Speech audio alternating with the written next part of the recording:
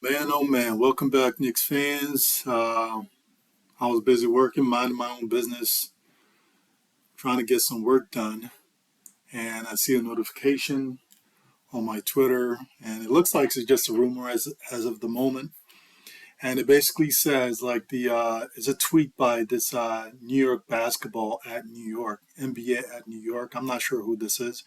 I'm hesitant to say this, but I've been receiving texts as we speak that the Donovan Mitchell deal is done, working out some final details to have it be announced here shortly, and it's a haul.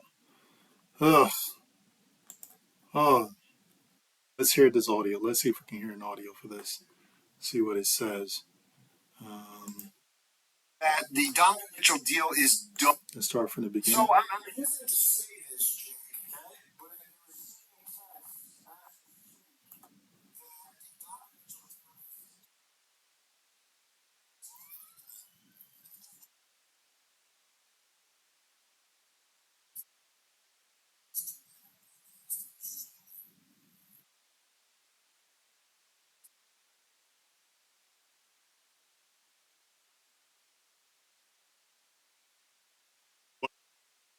But like honestly, we don't know the details of the deal. But the fact that they're saying it's a haul, I can't lie, that makes me very nervous.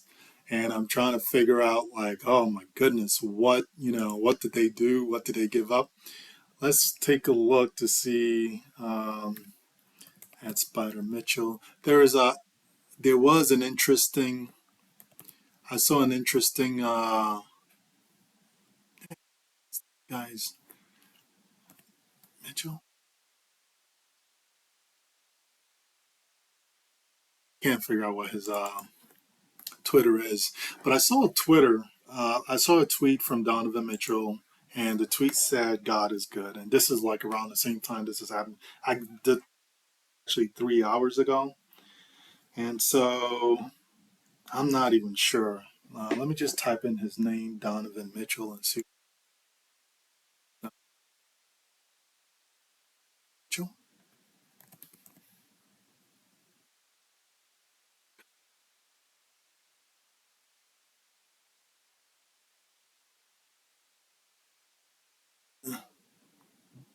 How come I'm not seeing it? I'm not seeing Donovan Mitchell's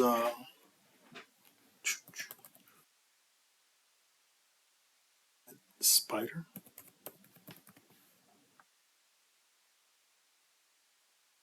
Yeah, I can't fit, but I did see the tweet. Nevertheless, it was by Donovan Mitchell like 3 hours ago. He said, "Man, God is good." I'm not sure what that was in reference to. Um,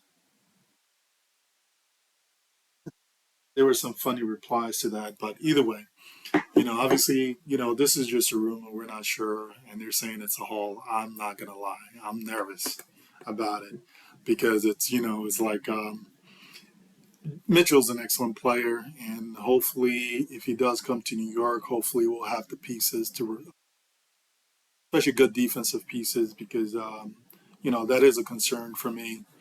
Because if we're not a good defense, we're not going to get very far. And a lot of the teams in the East, they lead with defense, and so you got to be able to do the same. All the good teams have good defense, and so that's just my only concern. That if we give up too much, we're not going to have enough to build around him. Although him, Jalen Brunson, and RJ, that's pretty good. That's definitely pretty good, but you definitely need all the pieces. Well, we do have Mitchell Robinson, and right now we still have Julius Randle. Um, that's interesting. That said, Julius is trending. So what is he trending about? Let's see. Was there anything about Julius? Sure. Uh, People just are they just making jokes about Julius? Is that what's going on? I swear, people are just ridiculous. Look, I mean, the guy had a bad season, but just lay off the dude. It's over. You know. First to tell you, like, shoot, got like it was very disappointing to watch the way he played last year, and to see his attitude, how he just kind of like fell apart. However, Like I mean, you got to at some point you just got to let it go and at least give the guy another chance. It's the off season. If he stays with the team, you kind of have to have the attitude like, you know what, last year that was last season. Looks like he lost weight over the summer, so he definitely has been doing something different. He's working hard, and all you can do is just wish him best. If Julius is on his team and he does very well, the Knicks do very well. And the year he had that great year, I did. After the season, I did some videos. I mean, like the dude had a monster year. He shot about almost 45% from the field, and the numbers he put up was just insane, right? And however, I knew it was like it was going to be a little dangerous because, as you guys, I think I did the video where I correlated his production. There was a high correlation between his production and the Knicks uh, and the Knicks margin of victory from game to game. So I knew that was a big problem because the issue with all the defenses have to do is find a way to shut down Julius. If you shut down Julius, basically the Knicks are going to lose a lot of ball games, and of course that kind of came to fruition. So that's always been my concern because like the year he had that monster season, yeah, his production was just highly correlated with the team's margin of victory from game to game. And so, but hopefully, we have much better players this year. We have Jalen Brunson, who's really good. We have Spider Mitchell, who's really good. And if Julius Randle stays with the Knicks, it's that I think it's going to be a good team. Obviously, the only concern, like I've stated before, is like all these guys need the ball in their hands. It seems like, and Julius, he would have to be good with like, when these guys make a play for him and he has an open jump shot, he's got to be able to take it. If he's got to lean to the basket and like where he has a chance to dive to the basket, he's got to do it and get the easy bucket. He got to be able to take the open shots and take the easy buckets. He got to be willing to do that, and a lot more, right? And so that's what I think we're gonna have to look forward to this year if he stays. However, I just don't know if Julius is going to stay because it's like if you do get Spider Mitchell and you have Jalen Brunson, it just doesn't seem to fit. It feels like you would need like an Obi Toppin. And I know it's reading too much into it, especially reading too much into like even before they did the Jalen Brunson introduction and they did that video. I always felt this way. I did a video even prior to it about it, where like you would need someone who's basically very efficient, who can be low usage, make quick decisions with the ball. When you pass it to them, they're either going to take the jump shot. If they don't have the jump shot, they can make a quick decision, either drive and kick or just drive straight to the basket for a finish. And Obi Toppin is more like that. Obi Toppin more fits with the direction that they're going in. So that's why I think Obi stays. And at some point, you may have to move Julius, but if that doesn't happen, all you can do is like wish this guy the best. I mean, at the end of the day, I mean, these guys have committed their life to this craft since they were like, guys have been doing this since they were like 7, 8 years old. I mean, like, it's like, I, I really admire basketball. Like, not just basketball players, a lot of athletes, especially basketball players, because these guys are extremely dedicated to their craft and they're like creme de la creme in their field. It's like most of us. I'm not creme de la creme in my field. I would like to think I'm really good at what I do, but I'm not the best. And however, Julius Randle and the rest of these guys in the NBA, they are the best at what they do. NBA is the version of like the Super League. I know in hockey they got the Super League. I guess it's in Russia, but the NBA is a Super League for basketball. It doesn't get any better than this. These are the best players in the world. Not even close. All the other leagues are just like a few steps lower. Even way better than Spanish league. I don't care what anybody says. So, but pretty much going back to the original topic, it's saw this crazy tweet, you know, and this tweet's kind of got me a little nervous. It's got me a little nervous. They're saying it's like it might be a done deal, and they're basically hammering out some final details so it can get announced. But this part, it's a haul. Whew. So it's like is going to be very interesting. And you know what? To tell you the truth, and this is one of the reasons why, it's like you kind of have to be a little upset with like Thibodeau's approach last year with these young players, is because like the reason why it could end up being a haul, why they can ask for so much, is because Thibodeau didn't really play these guys. If you played Obi Toppin like legitimate backup minutes, like 20 minutes a game, 20 to 23 minutes a game, you would have seen right off the back that you had like something really special. It's like and you kind of see like I think some people can see like you have something special in Obi, but however, you know it's clear that the coach didn't see it, which really baffled me. He clearly didn't see it. So, and then the organization is going to depend on this experienced coach. This coach who's got what, like maybe 30, 35 years of experience in basketball and coaching, maybe more. They're going to follow his lead and take his advice. And so the problem is like because you don't play these guys enough and you don't see what you have, you're basically tearing down their value, right? And so same thing with Emmanuel Quickly. If they would have started him earlier, maybe he would have had a higher value. So the whole point is like if it's a haul and it's a haul because they're going to have to send a bunch of players, like they're going to send like let's say two or three of the young guys. Um, I mean, that will be because the reason why that is because the Knicks under basically devalued their own players in terms of how good they are, their talent. And so it's unfortunate. I'm really hoping that's not the case. I'm really hoping like Hall is more about the picks. And honestly, a lot of the picks that they're given, hopefully we don't give too much of our own picks, like unrestricted. But if we get Donovan Mitchell, our picks are not going to be worth that much anyway. We're going to be picking probably more like, like 19, 20, maybe 21, at the highest. You would assume, right? Unless like it's such a disaster and and the wheels fall off. And then the other thing we need to also people are not considering, Mitchell is a little injury prone. He does get injured here and there. He get nicked up quite a bit. So let's see if we can look up Donovan Mitchell's stats.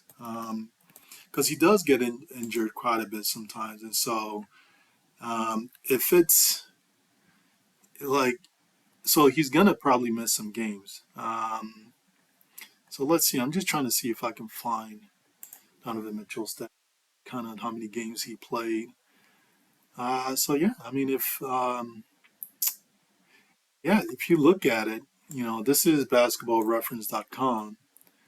It's like he's never. So early in his career, he played. What is this? Games started, games played. Okay, so he played 79 his rookie year, which is pretty good. 77 his second year, not bad. But then look at this, it starts to really drop off. 2019, 2020, he played only 69. I think this was the pandemic year. So I'm not even sure. I think he played most of the season. So basically, but if you look at basically 2019 and 2021, 2022, he didn't play. He missed quite a bit of games. He missed what is this, like 15 games in 20 this past season, and then this missed 13 games 2019, 2020. And so maybe some of it are rests. So that could be the case. They were probably being conservative. So I'm hoping that's pretty much what it is. And he was averaging about 34 minutes a game. So maybe that could be the reason why. But the whole point is he doesn't play. He has nicks, right? It looks like they rest him because he gets sore. He gets nicks here and there. So they basically have to rest him quite a bit. So he's not going to play most of the season. He's going to miss probably looks if this holds true, he's going to miss about 13 and 15 games each season for us. And so that's something that you got to keep in mind that you want to be concerned about. But however, going back to like us having it being a haul if we had to send a bunch of players, and the reason that would be like I said is because Thibodeau has really just done a poor job of like letting these young kids showcase their talent, and so now if we trade them, we're trading them at the lowest point. It's amazing how like everyone, a lot of analysts talk about like, oh no, we can't trade this person because we're trading at the lowest point, blah blah blah. However, it's uh, the reason why a lot of that happens is because of the organization. Julius Randle, that was different. He's been given every opportunity, right? Now trading your the kids you drafted at his lowest point, that's where it's bad. That's the other point I wanted to make. If you trade your draft picks at the lowest value, that's where it's bad. That's not good. Now, but if it's someone you picked up in free agency and you're paying them, right? And let's say the value of that person goes down. If you have the ability to trade that person for a second round pick, you do that. I really just don't understand the whole value, how they value, how a lot of these guys are valuing these players. Because for me, if it's someone that you picked up in free agency, you gave it a shot, it didn't work. If you can offload that person at minimal cost, second round pick, or even for for basically a swap, an expiring contract, you should do it. It's like so that whole Julius Randle thing, like trading him at the lowest value, just didn't make any sense to me. I thought that was a little silly because the Knicks don't lose anything. Now, look, if you can trade him at a higher value, don't get me wrong, that would be good if you can do that, right? If you can trade, if you think he can play much better, you trade him at a higher value, great. But it just what makes you think he's going to trade? He's going to play at a higher level, so you can get his his value in terms of a talent is higher. So and also like guys, little off tangents. I've been trying very hard not to refer to players as assets, and I've really noticed. Like I think I've said it a couple of times before. I've noticed a lot of people like these basketball players as assets. Um, I really wish people will stop doing that. It's okay to refer to draft pick as an asset, but I mean, these are people, these are players. I mean, I think, I'm noticing we're starting to basically refer to them like it's almost we're starting to objectify them. We're not even really seeing people anymore. And so I think it's something people should be really careful with because it kind of leads to other things like you inadvertently. I think a lot of times when we do that, then we kind of lose the humanity, especially when we start talking about these people, especially if they annoy us or piss us off, then we start to really talk about them like in really messed up ways, probably ways we shouldn't. We start doing things like we start harassing their family members, which a lot of people did last year, which I thought was disgusting and reprehensible. It's like, and that's one of the things. Look, I'm a Knicks fan, and I've been to Knicks games, and I've sat up there, high up there, and it's like it's not pretty. Near, like honestly, Knicks fans, it's like I've never been to any other basketball game, so I don't have a good reference point. But Knicks fans, like, they're not very well behaved. And, like, I know it's a basketball game, uh, but like, especially when you're up there in the nosebleed, it's like, leave your kids at home. You can't even bring your kids because those kids, I mean, like, up there, it's like, it's horrendous. It's just really bad. And so, but I think, you get more of that when you kind of see players a certain way, when you don't see them as people, you kind of start it's easier for people to like step out of bounds in the way they talk about these players. But anyway, enough for going off tangent on there. But it like at the point is it's been kind of hard for me because I think I was I'm thinking about it that way too in terms of my thought process is to like follow what everyone else is doing and refer to them as an asset, but they're people. They're not, you don't want to refer to them as an asset. You want to make sure that like you see them as people. So the phrasing, I'm still trying to phrasing, but that's just what the point is. But let's see if we can refresh this here. They're like I'm trying to see if there's any other news here. Uh, Donovan Mitchell tweeted around the same time as this report. Man, God is good. Yeah, I mean that's what I said that already because I noticed when I looked at his Twitter feed, I remember him saying that. Uh, let's see, what else do we have here? So I don't know. I'm not really seeing anything. Let's see if we can see if you Google Donovan Mitchell. Let's see what else. comes up when you Google. Um, Donovan Mitchell, Donovan. So,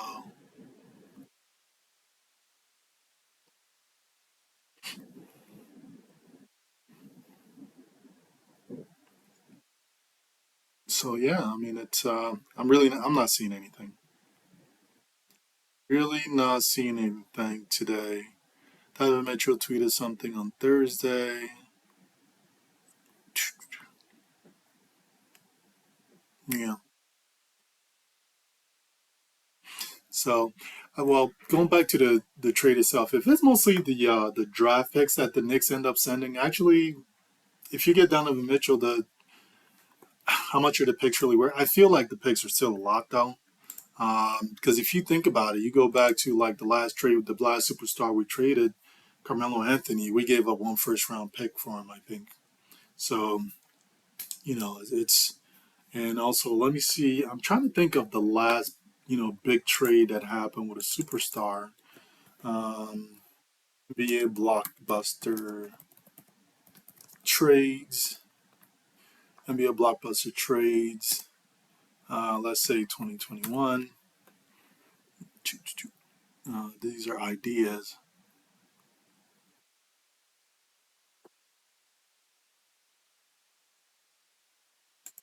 What trades happened in 2021?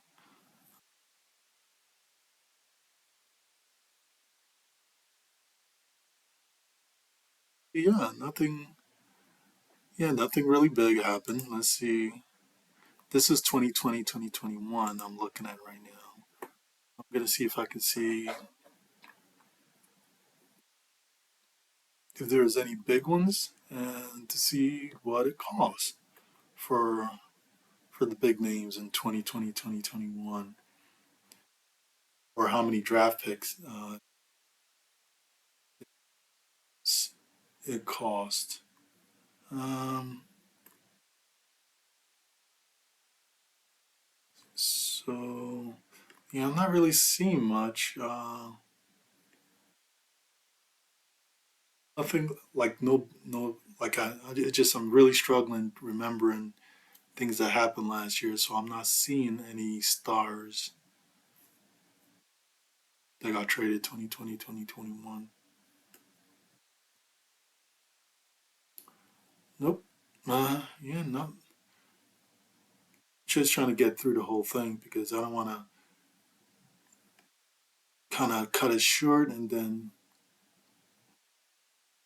realize I missed someone later. Those that was pretty much it. There was no blockbuster trades in 2020, 2021. What about 2022?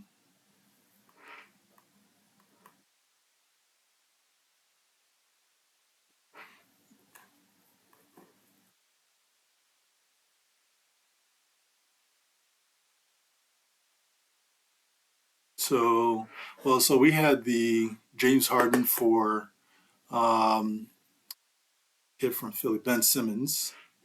Let's see, I think it's to the Wizards, but that's he's not really a star. I need to see the details in the Ben Simmons. Okay, James Harden, Paul Millsap to the Philadelphia Sixers for Ben Simmons, Seth Curry, Andre Drummond, and two first round picks.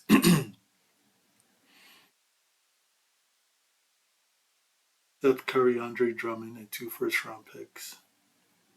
According to ESPN, the Sixers will send the Nets protected 2022 first round pick and a protected 2027. So they basically swap picks, it looks like. Um, Essentially swap picks. Uh, but essentially, yeah, it's, so interesting. But yeah, that was the only big one. But it looks like they both teams essentially swapped picks. There was like staggered when they each of them were receiving the picks. But that's pretty much it. Let me know what you guys think. Please like, subscribe. My kid is home, so I don't want to keep going because he's gonna interfere. Let me know what you guys think. Talk to you guys soon.